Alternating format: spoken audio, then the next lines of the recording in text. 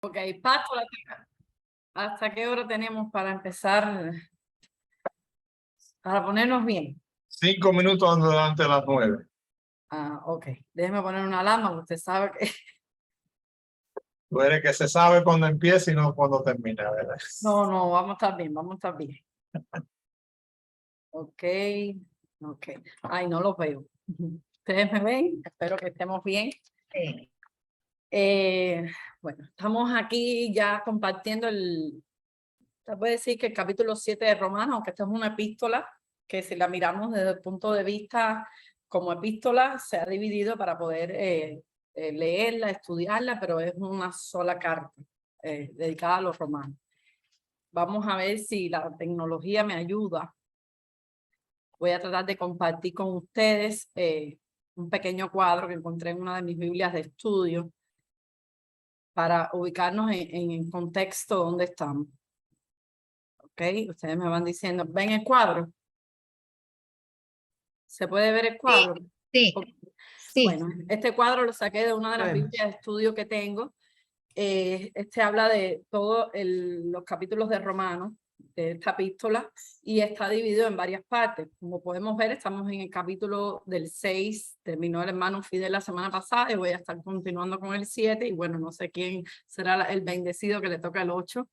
Pero del capítulo 6 al 8 vemos que hay una clasificación que se llama el poder de Dios para vivir una vida justa. Es una lucha que hay para llegar ¿a dónde? A la santificación. Y podemos ver también en este cuadro que del capítulo 1 al capítulo 8 se sientan como las bases del evangelio. ¿Ok? Dado este cuadro, vamos a pasar a la segunda imagen que quiero compartir con ustedes.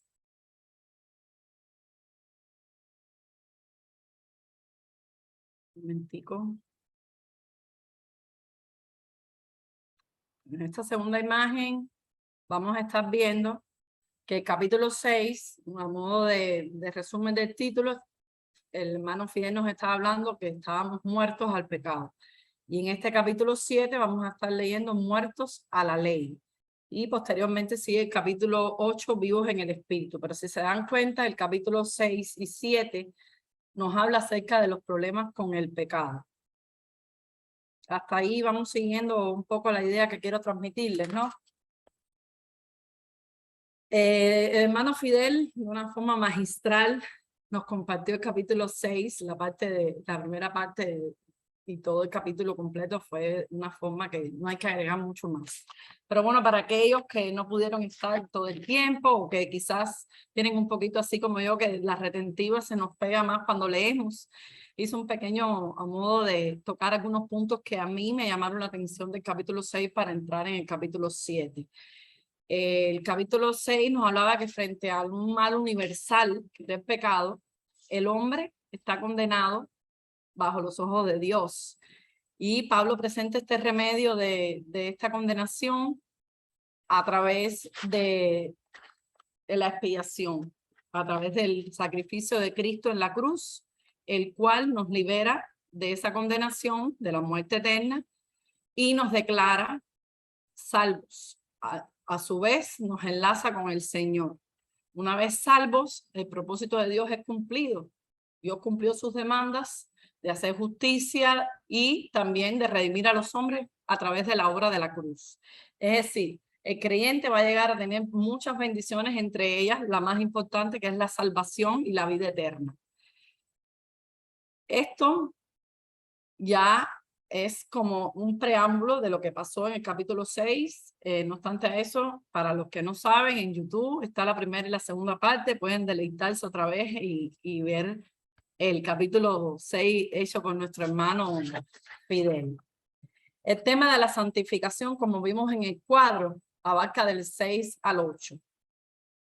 El capítulo 7, que es el que nos vamos a ir adentrando ahora mismo, es una epístola que me llamó mucho la atención. Según algunos comentaristas, es una epístola que tiene mucha controversia. A mí me trajo controversia y una madrugada entera estudiándola. Pero bueno, a grosso modo creo que voy a poder transmitirle el mensaje que creo que Dios me puso en mi corazón para compartir con ustedes. Vamos a estar orando, Gracias, Señor, por este día. Gracias por tus bendiciones, Señor, que son sobreabundantes. Gracias porque a pesar de esta tempestad que está pasando, Señor, en nuestro país, que pasó en Cuba, estamos vivos, Señor, estamos bien. Gracias porque nos libraste de esta gran tormenta, de este gran ciclón, pero te pedimos ahora, Señor, por aquellos hermanos que están siendo invadidos por las condiciones climáticas. Padre, provéeles, cuídales sus propiedades, cuídales sus vidas, pero por sobre todas las cosas, Señor, que en estos momentos de prueba, en estos momentos en que pueden ver que solo tú tienes el poder para controlar la naturaleza, ellos puedan tener un llamado a ti, Señor, porque cualquier situación en nuestras vidas, Señor, sirve para clamar a ti y pedir tu ayuda, Señor, para clamar a ti y reconocerte como nuestro único Señor y Salvador, Señor. Padre, ten misericordia de la humanidad, ten misericordia de estos lugares donde está pasando este fenómeno atmosférico. Y te pedimos, Señor, que en esta noche tú nos hables, Señor, que tú nos hables a nuestro corazón y que tú nos permitas disfrutar este estudio de la epístola a los romanos, una de las epístolas más famosas del apóstol Pablo, Señor.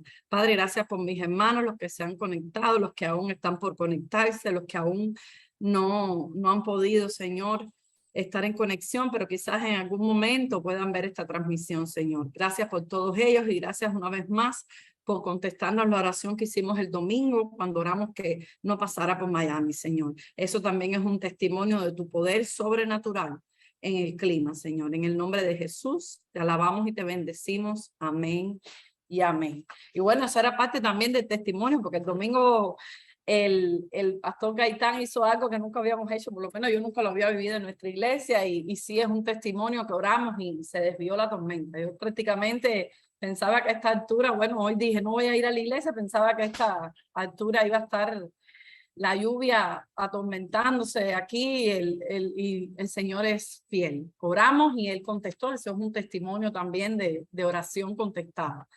Porque a veces creemos que son los milagros y esto fue un milagro, porque realmente, ¿cuántos de ustedes no esperaban más de? Yo estoy aquí casi prácticamente ni está lloviendo y yo no vivo tan lejos de los hermanos, así que el Señor es fiel.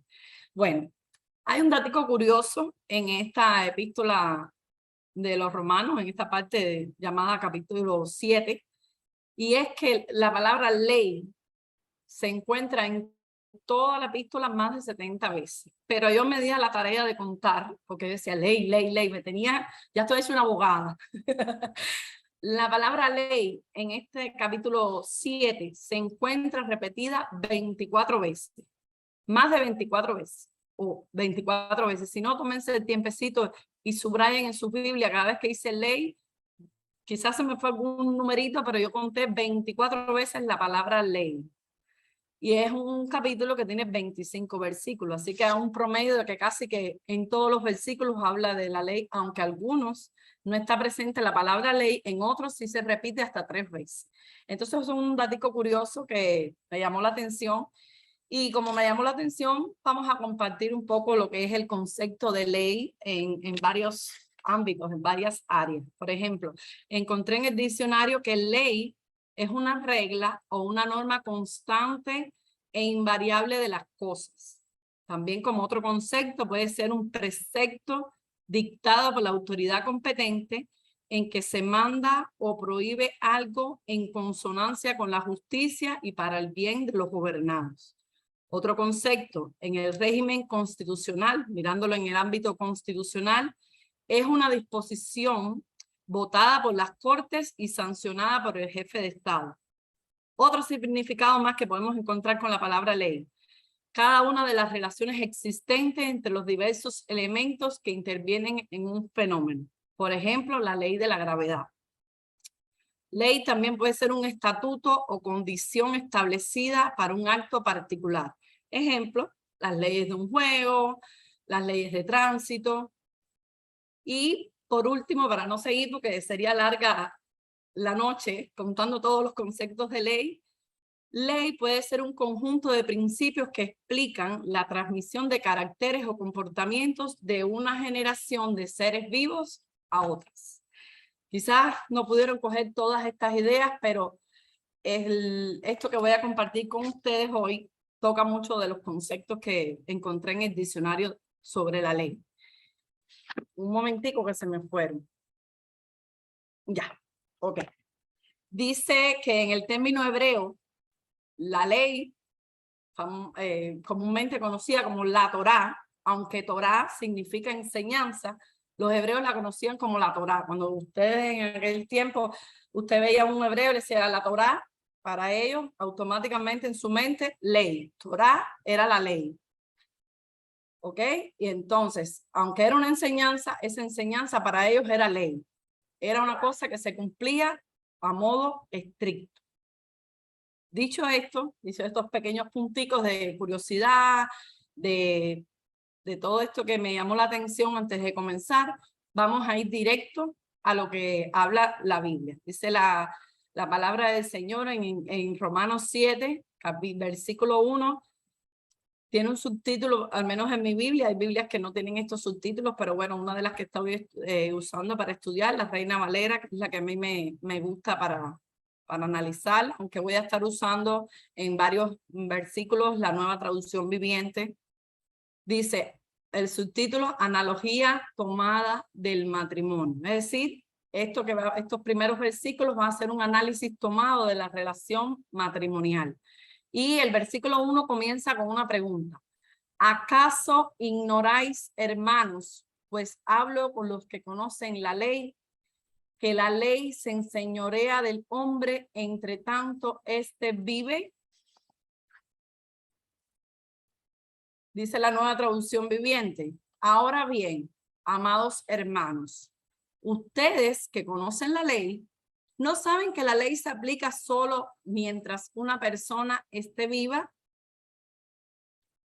Pablo hablaba a los cristianos de Roma, a los conocedores de la ley. Sabemos que los cristianos seguían la ley, lo mismo las leyes divinas que las leyes dictadas por el hombre. Ellos estaban familiarizados con las obligaciones legales. Ellos conocían lo que era el contrato matrimonial. Dice el versículo 1, ¿acaso ignoráis? Podemos decir, ¿acaso se les olvida? ¿No se acuerdan? En otras ocasiones también el apóstol Pablo usa estas preguntas, por ejemplo, en Romanos 6 dice, ¿o no sabéis? En Romanos 6:3 dice, ¿o no sabéis? ¿Qué dice Romanos 6:16? ¿Cómo empieza? No sabéis. Es decir, Pablo hace estas preguntas a en este caso a los romanos, como para, ¿no sabes esto? ¿No te acuerdas de esto? Para después responderle. Estas expresiones de Pablo creo que tienen un motivo de reiterar algo que previamente ellos ya conocían. Una pregunta reiterativa que lleva una respuesta obvia, ¿verdad?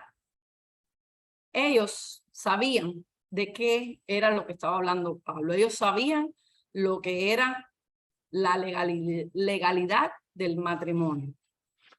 Recuérdense que ellos se dirigían a los romanos, a los hermanos romanos, que estaba a la iglesia de Roma, que estaba compuesta por gentiles y judíos, pero todos sabían estos detalles de la legalidad del matrimonio.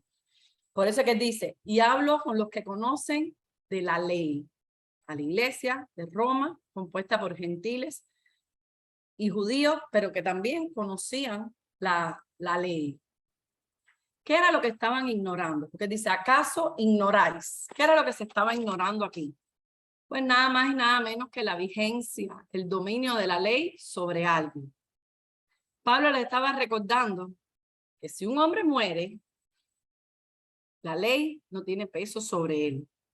Por ejemplo, una persona comete homicidio, está condenada a 25 años de prisión mínimo, pero a los 20 años muere. ¿Tendrá la ley peso sobre esa persona muerta? No, ¿verdad? Era lo mismo que le estaba diciendo Pablo. ¿Acaso ignoráis que mientras la persona esté viva, la ley tiene dominio sobre ella? Pero una vez que se muere, ya la ley queda anulada sobre esa persona. No sé que ustedes hayan visto alguna corte justiciera que haya ido al cementerio a buscar y, oye, me debes 5 años, no te moriste, pero me debes 5 años. Es decir, en términos humanos, en términos divinos, la ley, una vez que la persona muere, no tiene potestad, dominio sobre esa persona. ¿Vamos hasta ahí? Vamos a entrar ahora al versículo número 2. ¿Qué tiene que ver la ley con esto del matrimonio? Algunas personas, algunos comentaristas dicen que sí, pero la mayoría están de acuerdo, y yo también lo entendí así, de que aquí Pablo no se refería al matrimonio como tal. Hay otros versículos y los que están casados los invitamos al Ministerio de los Matrimonios, pueden indagar más. En Mateo 19:6 habla del matrimonio, en Efesios hay varios versículos en la Biblia donde habla acerca del matrimonio y cómo debe ser el comportamiento de un matrimonio cristiano. Pero aquí vamos a entrar al versículo 2. Pablo ejemplifica, a mi entender, el matrimonio con el cumplimiento de la ley. Dice el versículo 2 en la Reina Valera: porque la mujer casada está sujeta por la ley al marido mientras éste vive. Pero si el marido muere, ella queda libre de la ley del marido. Dice la Nueva Traducción Viviente para que sea más fácil de entender. Por ejemplo, cuando una mujer se casa, la ley la une a su marido mientras él viva. Pero si él muere, las leyes del matrimonio ya no se aplican a ella. ¡Wow! A mi entender, y ustedes me rectifican si estoy equivocada, el apóstol Pablo, con esta comparación, está tratándonos de comparar la legalidad matrimonial con el uso de la ley establecida entre el marido y la mujer, esa ley establecida entre el marido y la mujer vinculada a la vida del cristiano con respecto a la ley. Un chistecito para los que están un poco serios. Se encuentra una esposa con el esposo en el cielo y mi amor, ayer no sacaste la basura, y le dice, ¡hey! Hasta que la muerte nos separe. ¿Qué quiere decir? Estamos casados legalmente hasta que la muerte nos separe. Cuando juramos nuestros votos matrimoniales, hasta que la muerte nos separe. Es decir, dice así entrando el versículo 3, así que si en vida del marido se uniere a otro varón, será llamada adúltera. Pero si su marido muriere, es libre de esa ley.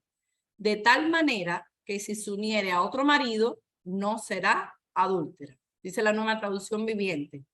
Así que mientras su marido vive, ella cometería adulterio si se casa con otro hombre. Pero si el esposo muere, ella queda libre de esa ley y no comete adulterio cuando se casa de nuevo. Bueno, vamos allá. El énfasis de esta situación es la situación legal, de toda esta explicación de estos versículos, es la situación legal de la mujer con respecto al estado de su esposo. Ella comete adulterio si él estando vivo, ella se casa con otra persona.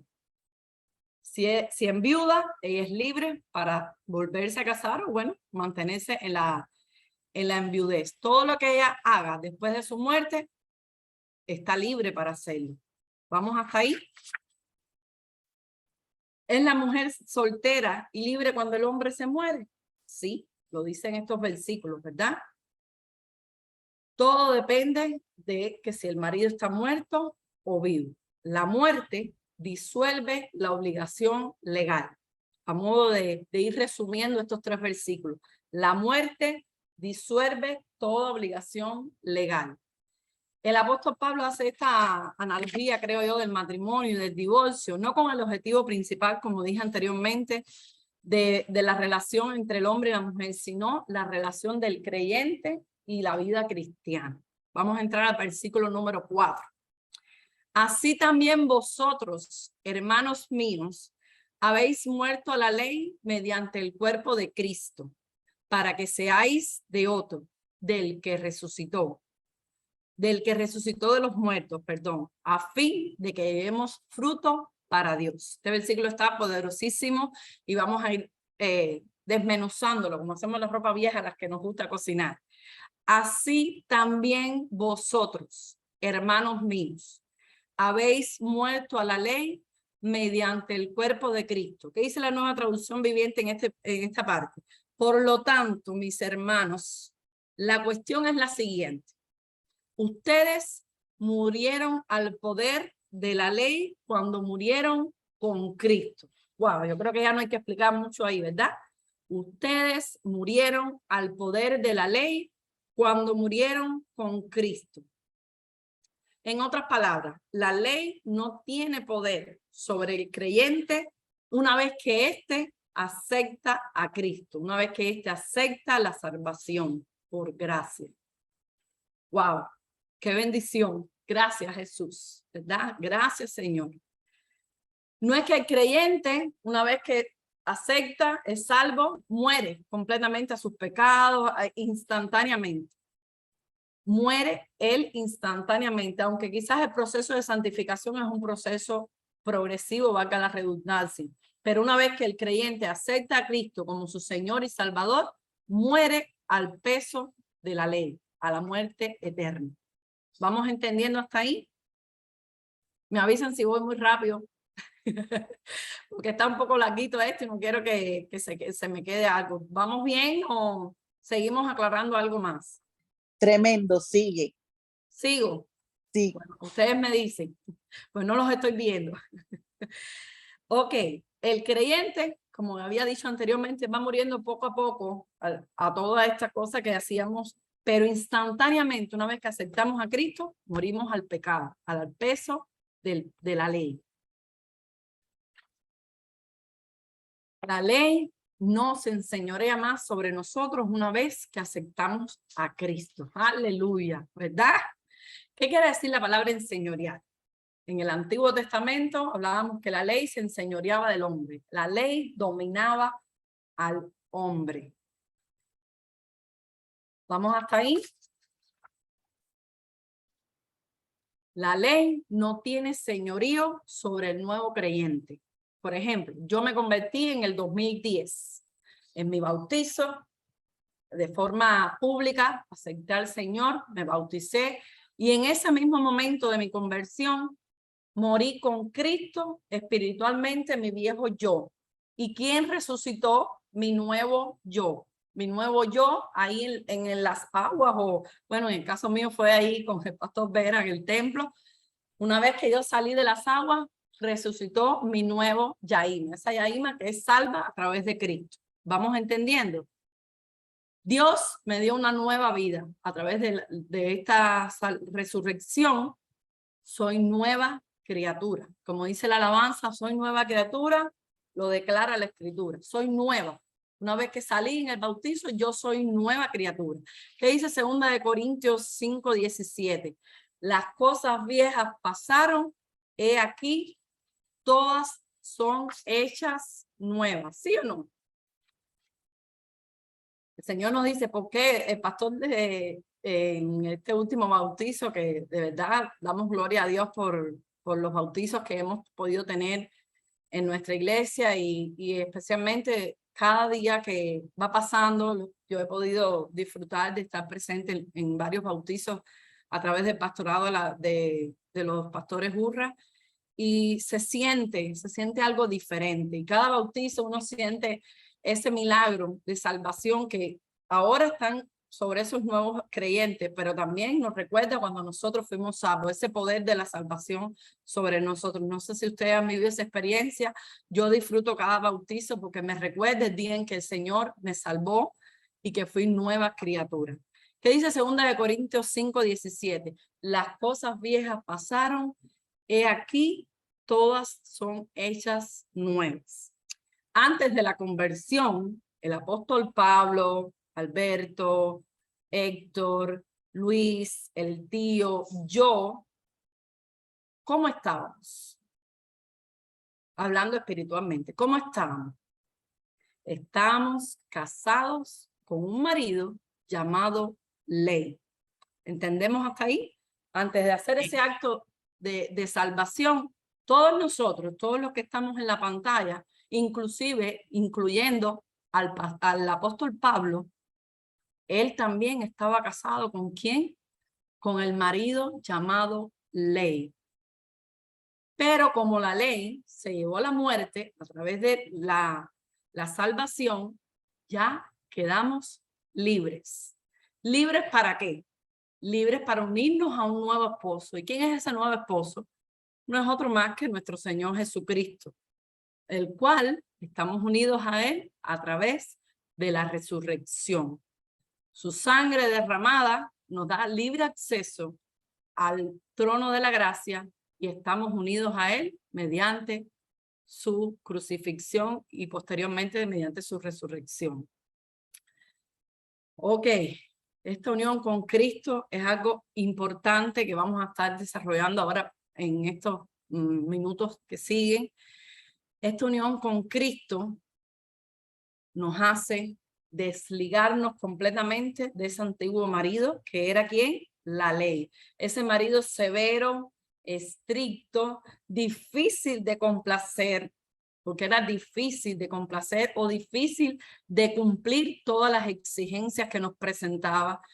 Ese marido que éramos incapaces de llegar al máximo de sus exigencias debido a nuestra naturaleza pecaminosa. Ese marido, al buen cubano, bye, hasta luego. Usted y yo no tenemos nada que ver. ¿Vamos entendiendo?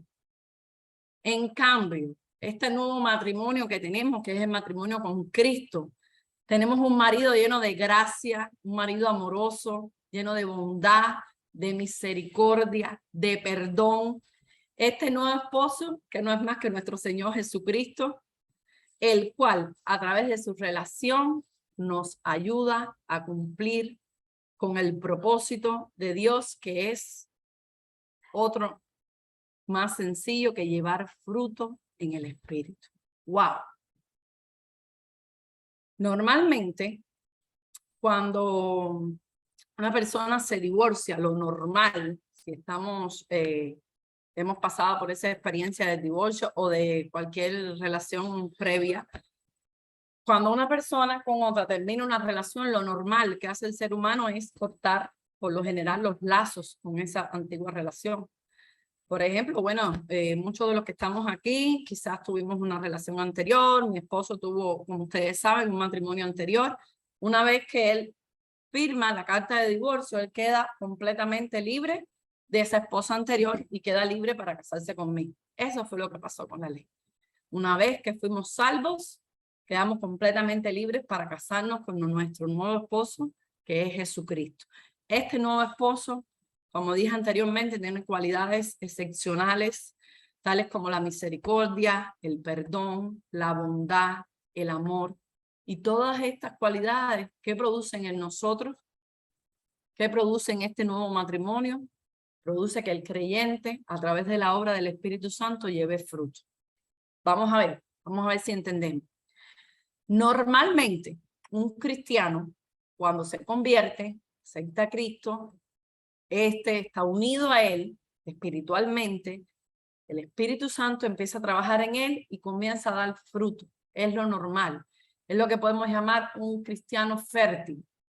Aunque no dejemos, desgraciadamente, de pensar, o aunque cada regla tiene su excepción, lo normal en un cristiano, cuando hace este casamiento con Cristo, es llevar fruto. Un cristiano fértil. ¿Ok? ¿Y qué son los frutos? ¿Qué son los frutos? ¿Quiénes saben cuáles son los frutos que debe llevar el cristiano? Bueno, para recordarnos un poco, en Gálatas 5, 22, 23, habla acerca de los frutos del Espíritu, ¿verdad? Este fruto del Espíritu se produce en nuestra vida a través de esta unión. Dice la Reina Valera, mas el fruto del Espíritu es amor, gozo, paciencia, benignidad, bondad, fe, mansedumbre, templanza. Contra tales cosas no hay ley. Vuelvo a reiterar, si tenemos este matrimonio, si tenemos estos frutos, no hay ley que pueda, como vamos a decir, dañar estos frutos. No hay ley. Dice en la Nueva Traducción Viviente, en cambio, la clase de fruto que el Espíritu Santo produce en nuestras vidas es amor, alegría, paz, paciencia, gentileza, bondad, humildad control propio. No existen leyes contra estas cosas. Vamos a ver un poquito más adelante también, dice Efesios 2:10. Fuimos creados en Cristo Jesús para buenas obras. Fuimos ligados, vamos a parafrasear un poquito. Estamos ligados. Denme un momentico que tengo uno de mis niños haciendo un poquito de background. Fuimos ligados a nuestro Señor Jesucristo, ¿para qué? Para buenas obras. Dice Juan 2:15, yo soy la vid verdadera, ustedes, nosotros, los pámpanos. Separados de mí, ¿qué pasa? Nada podremos hacer. Estos frutos los vamos a tener a través de Cristo en nosotros. Por nosotros mismos no vamos a llegar ahí. Esto es algo que tenemos que tener siempre pendientes, ¿ok? Interpretando este versículo, Jesús dijo que si estamos unidos a Él, vamos a llevar fruto. ¿Y qué pasa si llevamos ese fruto? Dios, el Señor, es glorificado a través de nosotros. Todos tenemos que dar este fruto. Todos tenemos y debemos dar este fruto. Pero esto no depende de nosotros, como había dicho anteriormente.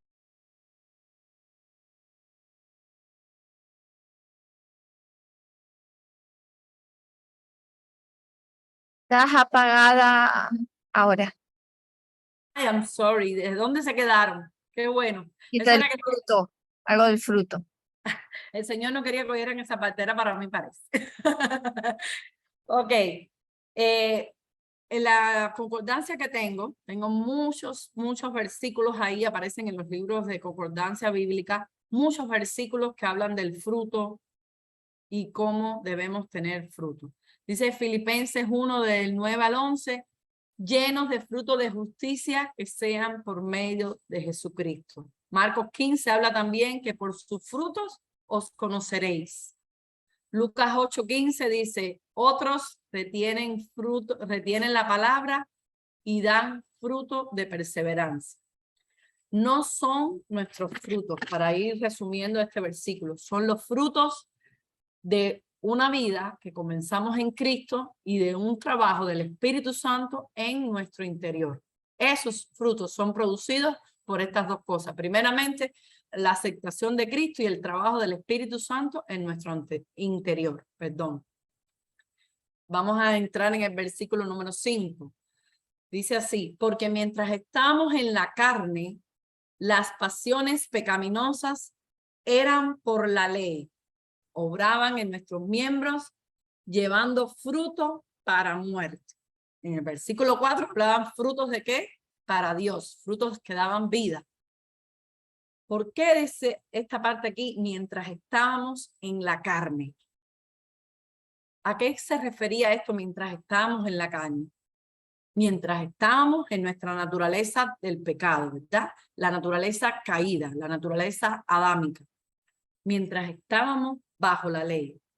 ¿Qué hacíamos? Dábamos fruto para muerte. ¿Cuáles son esos frutos para muerte? Bueno, a mi entender, yo los encontré un poco en 1 Corintios 6, del 9 al 10. Tengo los pastores y, bueno, todos los que llevan un poco más de experiencia estudiando la Biblia. Para mí, esos frutos de muerte los encontré en 1 Corintios 6, del 9 al 10, donde dice, habla de la inmoralidad, de la idolatría, del adulterio, el homosexualismo, del robo, de la avaricia, de la borrachera, de la difamación, del engaño. Es el famoso versículo que habla, no os engañéis ni los adúlteros, ni los fornicarios, ni los homosexuales. Dalo algunos ejemplos de las personas que no heredarán el reino de los cielos. Por tanto, si no heredan el reino de los cielos, esos frutos de qué son? De muerte. Estoy abierta a que me interrumpan en cualquier momento porque les digo, este capítulo para mí fue bien difícil de analizar y para poder transmitírselo a ustedes, quizás tomé mis propias ideas, lo que entendí del pasaje, pero estoy abierta a que me interrumpan y me aclaren si cometo algún error, ¿ok? Entonces, para mí, los frutos de la muerte están presentes en 1 Corintios 6:19, algunos ejemplos de estos frutos de muerte. Inmoralidad, idolatría, homosexualismo, borrachera, etcétera, etcétera, etcétera. Estos frutos eran prohibidos por la ley. Los frutos de muerte no era que la ley los, hey, vamos, los frutos de muerte, aplauso con ustedes. No, estos frutos de los cuales se habla en 1 Corintios 6 eran prohibidos por la ley. Pero a su vez no nos eran difíciles de crearlos, de producirlos. Porque la carne, ¿qué es lo que produce? Todo esto. Inmoralidad, borrachera, lascivia, todo esto lo produce la carne. Pero estaban, ¿cómo estaban? Ahora en inglés ni español. Estaban anulados. La ley decía, esto no lo hagas. La ley no los aplaudía, pero como estábamos en la carne, esto era lo que producíamos. Vamos al versículo 6, a ver si queda claro. Versículo 4, los frutos del Espíritu, los frutos para Dios. Amor, benignidad, paciencia, todo eso nos hace dar estos frutos. Versículo 5, los frutos de la muerte, los que se encuentran ahí en Corinto. Vamos al versículo 6. Pero ahora estamos libres de la ley, por haber muerto para aquella en que estábamos sujetos, de modo que sirvamos bajo el régimen del nuevo espíritu y no bajo el régimen del viejo, bajo el régimen viejo de la letra.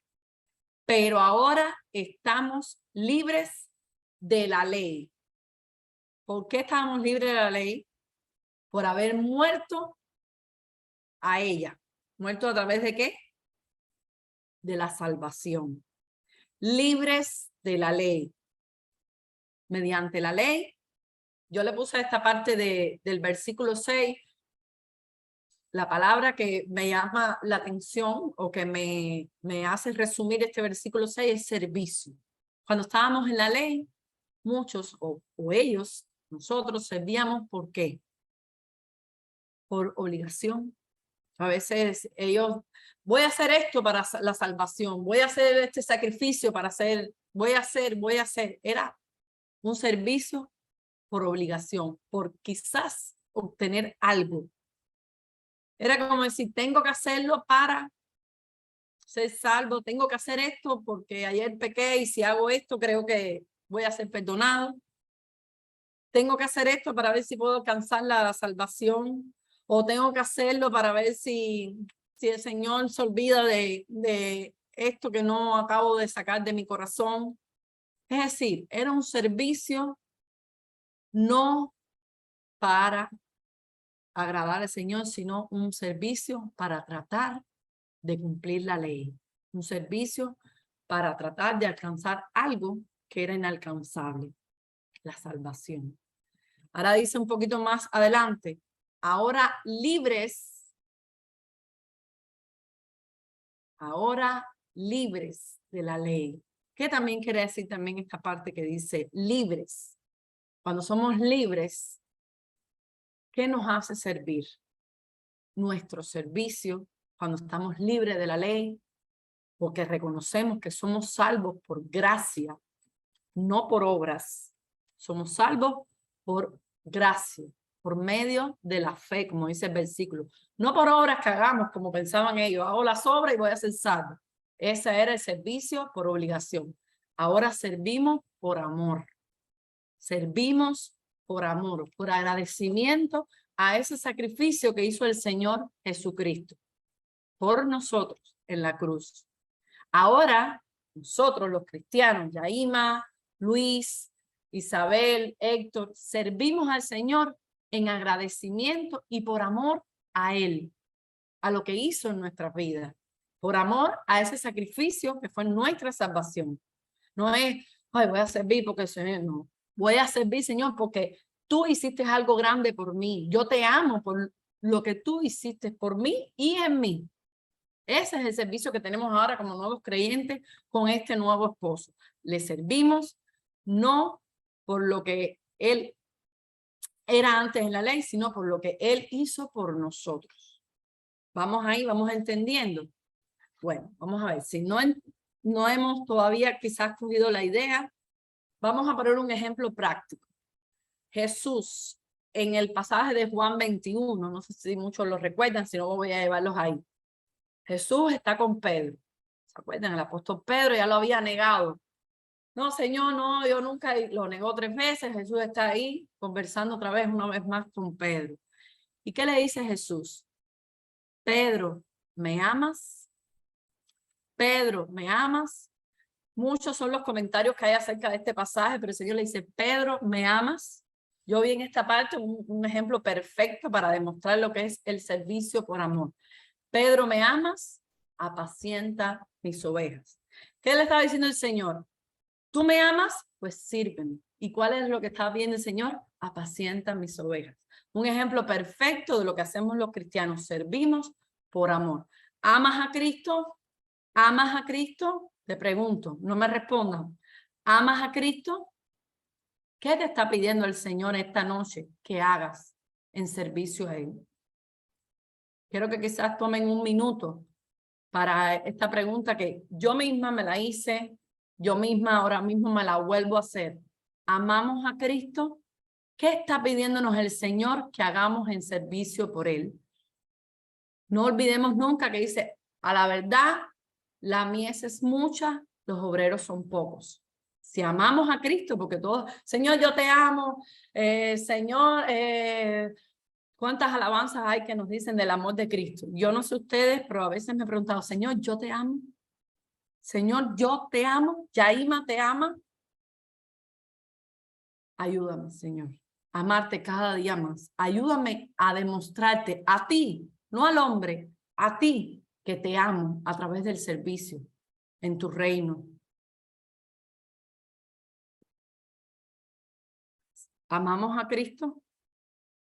Sirvámosle por amor. No sirvámosles para completar un pedido de nuestros pastores. No sirvámosles para que, ay, sí, este hermano siempre está sirviendo. No, sirvámosle para demostrar que lo amamos. Interiormente, entre nosotros y Él, no servimos. El nuevo creyente no sirve por cumplir, sirve por amor. ¿Ok? Bueno, vamos a pasar, no se me pongan serios, caballero, que el Señor a mí me regañó también. No se me vayan poniendo serios, que esto se va poniendo más suavecito. Ok, dice el versículo 7, el pecado que mora en mí. Pasamos ahora a otro enfoque de la epístola. Dice, ¿qué diremos pues? ¿La ley es pecado? En ninguna manera. Pero yo no conocí el pecado sino por la ley, porque tampoco conociera la codicia si la ley no dijera, no codiciarás. Wow. ¿Qué diremos pues? Como queriendo decir, bueno, no nos vamos a escapar. ¿Qué vamos a decir? No hay excusa. ¿La ley es pecado? ¿La ley es pecado? Tío, ¿la ley es pecado? Alberto, ¿la ley es pecado? De ninguna manera. Héctor, ¿la ley es pecado? Héctor no me oyó. ¿Qué dice el apóstol Pablo? ¿Cuál es la respuesta? De ninguna manera. A buen cubano. Bien, Alberto, a ver, otro cubano, Ivy. Ivy viene y me pregunta, Yaima, ¿la ley es pecado? Según el apóstol, de ninguna manera. Según al lenguaje cubano, muchacha, ni se te ocurra decir eso. A buen cubano. Ni te pase por la mente que la ley es pecado. ¿Por qué la ley no es pecado? Si estamos hablando que la ley, que cumplir la ley, ¿por qué? Esta parte del capítulo es una parte bien, para mí me costó bastante entender, leí, releí, y bueno, creo que voy a tratar de transmitirle la idea que me llevé. No, por ningún motivo podemos pensar que la ley es pecado. ¿Por qué? Porque la ley fue dada para que tuviéramos conocimiento a través de esa ley del pecado. Es decir, se nos fue dada la ley para saber cuál era el pecado. No sé si me entienden. La ley no es pecado porque nos fue dada para revelar el pecado que había en nosotros. Pastora, estoy abierta a interrumpir. Por favor, Muy bien, está muy bien. porque esta parte me costó a mí un poquito y creo que todos, entre todos, podemos llegar también a un consenso. Estamos abiertos, estamos en un estudio, pero como buenos estudiantes, cada uno podemos ir aportando y hay muchas personas aquí, muchos de los hermanos tienen más experiencia estudiando quizás estos capítulos de la Biblia y me pueden ayudar también, ¿ok?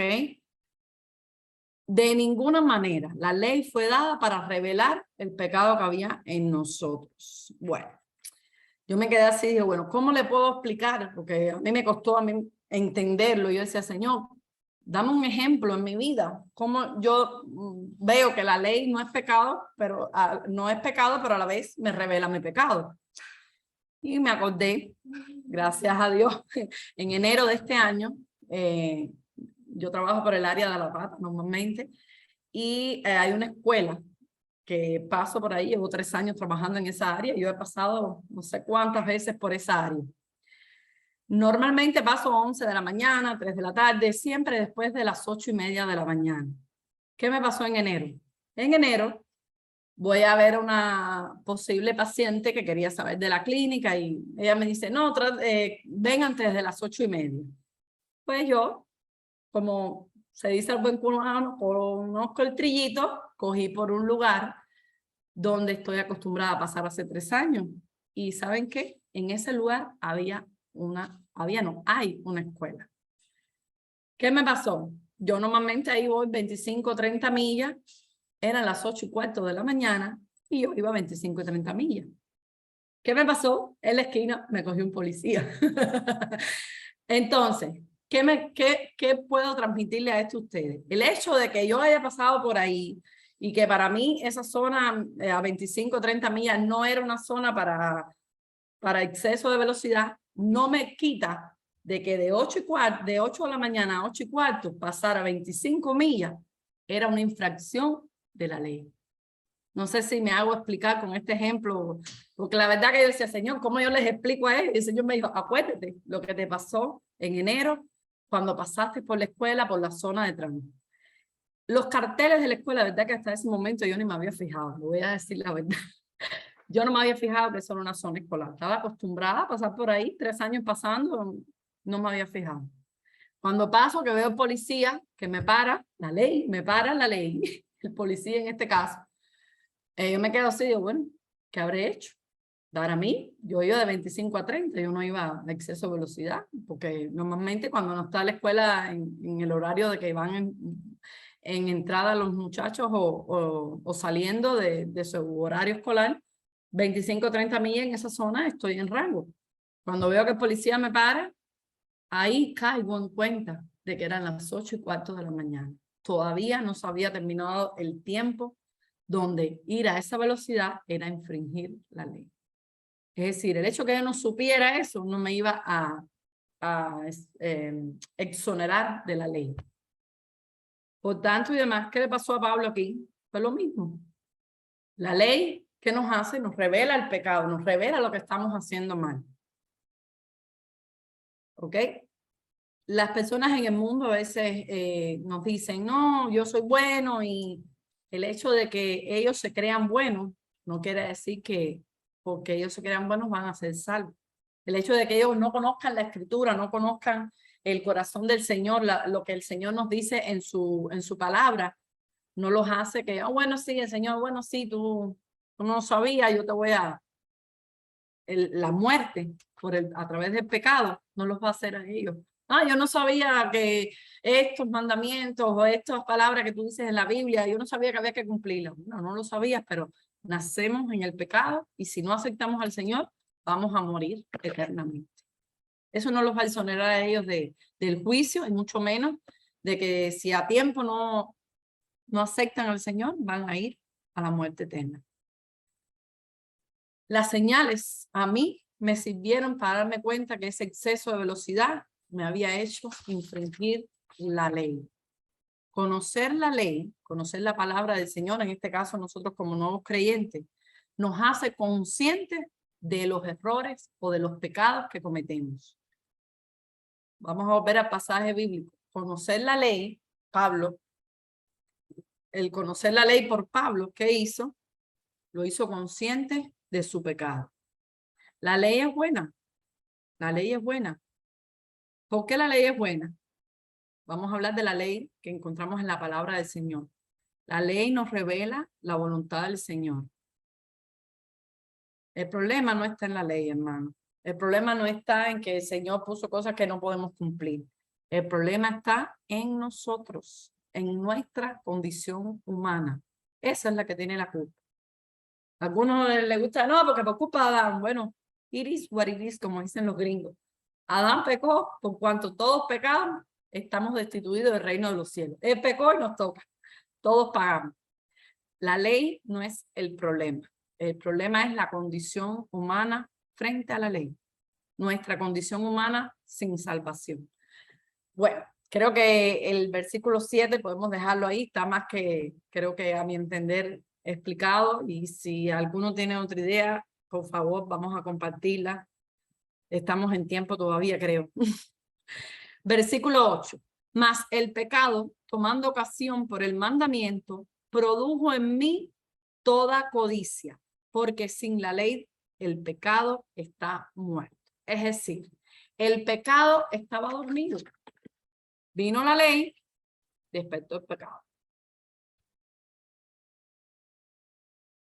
Tan pronto se dio el mandamiento que se reveló el corazón maligno que tenemos por nuestra humanidad. Sale a relucir ese hombre pecador. Nos dieron la ley, sale a relucir ese hombre pecador. Este hombre que transgrede la ley.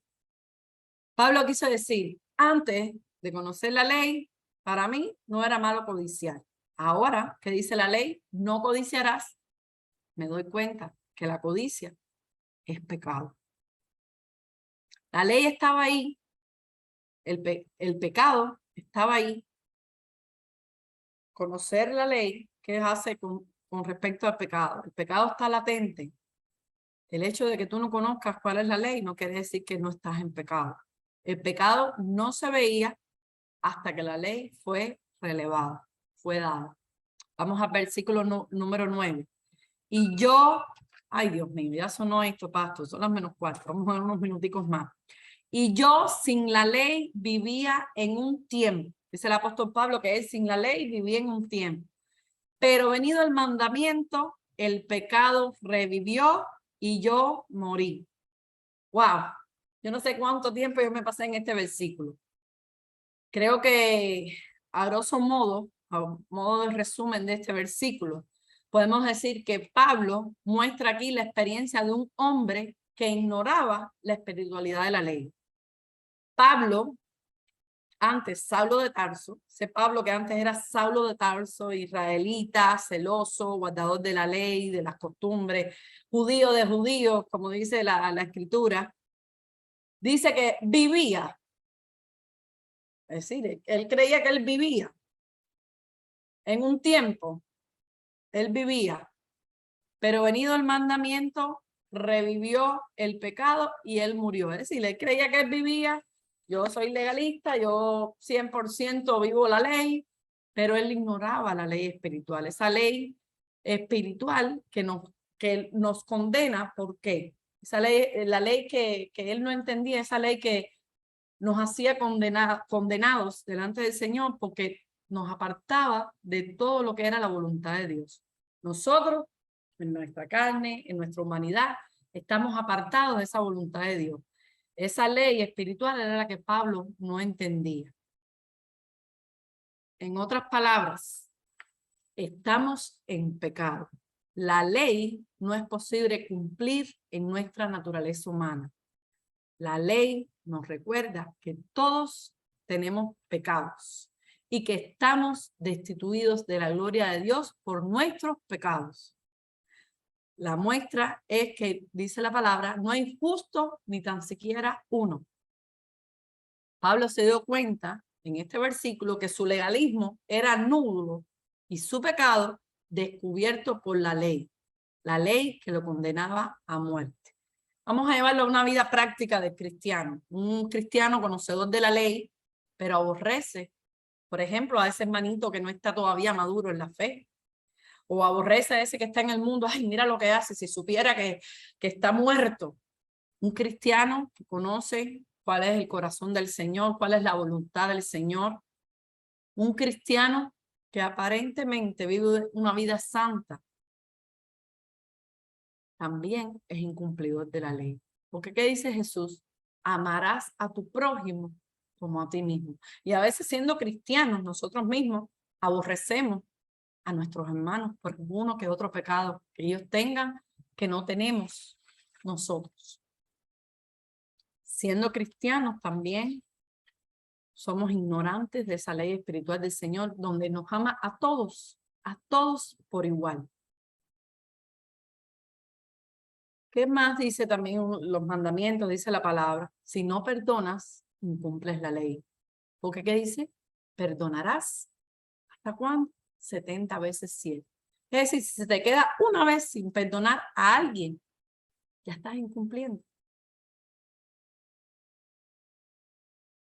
¿Cuántas veces, como dice el apóstol Pablo, nos hemos encontrado enjuiciando a otros?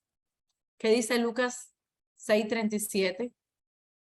No juzguéis para que no seréis juzgados.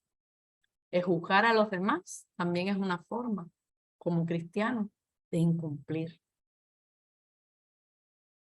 No condenéis y no seréis condenados. No, ese no va a cambiar. Olvídate de eso. No condenéis para que no seamos condenados. Perdonad para que seamos perdonados. ¡Wow! Qué grandeza la de nuestro Señor. Qué amor es de nuestro Señor. Nuestra naturaleza humana nos impulsa a la desobediencia. Por ejemplo, un niño le dice, no toques ahí. ¿Qué es lo que hace el niño? Va directo a tocar. No, un niño está inconsciente de lo que está haciendo. Le dice, no toques. ¿Qué va a hacer el niño? Allá va a tocar. Dice el versículo 10. Y hallé que el mismo mandamiento que era para vida, a mí me resultó para muerte. El mismo mandamiento que era para vida, a mí me resultó para muerte. En relación con este mandamiento, recuerdan acá hay un mandamiento que dice, haz esto y vivirás. Es decir, ese es el mandamiento quizás que Pablo se refiere, o al menos que yo pude vincular con esto que dice Pablo en este versículo. Haz esto y vivirás. Uno de los versículos que están en nuestra Biblia. Dice Pablo, el mandamiento que era para vida. Hago esto y voy a vivir. ¿Qué le pasó a Pablo con ese mandamiento? Le resultó para muerte. ¿Por qué? Porque fue imposible de cumplir. Haz esto y vivirás. Pero es imposible cumplir. Es imposible a veces perdonar a ese hermano si no es a través del poder del Espíritu Santo en nosotros para perdonar la ofensa, para perdonar la injusticia, para perdonar algo que no nos agradó. Solamente podemos cumplirlo con la obra y el poder del Espíritu Santo en nosotros. A veces nos cuesta el no condenar. Ah, no, yo hoy no, de verdad, voy a hacer un ayuno y en mi ayuno, no sé cuántos de ustedes le ha pasado, en mi ayuno no voy a ayunar de comida ni nada, porque ya yo sé que soy capaz de aguantar el no comer tal cosa o abstraerme de algo que me gusta. Voy a ayunar, por ejemplo, para tratar de no tener malos pensamientos con respecto a la actitud de una persona. Voy a ayunar con respecto a que no voy a mentir. Voy a ayunar con respecto a que no voy a enjuiciar. ¿Cuántos de verdad, piensen para ustedes, pueden llegar completamente al ayuno total de que quizás durante ese ayuno lo primero que viene es la tentación a hacer todo lo que por lo cual tú estás ayunando? A mí me ha pasado, no sé ustedes, a mí me ha pasado personalmente. Voy a ayunar por esto. Lo primero que viene es la tentación de hacer lo que quiero dejar de hacer. Eso lo vamos a hacer más adelante la semana que viene, porque eso es uno de los versículos que vamos a desarrollar más el miércoles que viene. ¿Por qué no podemos cumplirlo? Simple y llanamente porque estamos en la carne. Y esto fue lo que resultó, a mi entender, para Pablo, lo que le costó la muerte. Lo que dice él, me resultó para muerte. Dice el versículo 11, porque el pecado, tomando ocasión por el mandamiento, me engañó y por él me mató. El pecado engañó a Pablo. Se aprovechó de la ley, ¿para qué? De dos formas. El pecado se aprovechó de la ley para engañar a Pablo. ¿Cómo se aprovechó? Uno, lo incitó a la desobediencia. Como les dije, no hagas esto, ahí vamos a hacer. Es lo primero que hacemos. La otra forma en que el pecado, a través de la ley, engañó a Pablo, ¿cómo fue? Lo condenó a muerte por ser pecador. Este versículo 12, ¿entendieron esto aquí?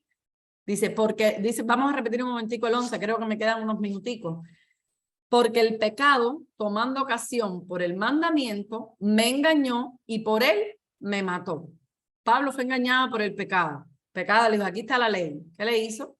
Oye, la ley, no lo cumpla, dale.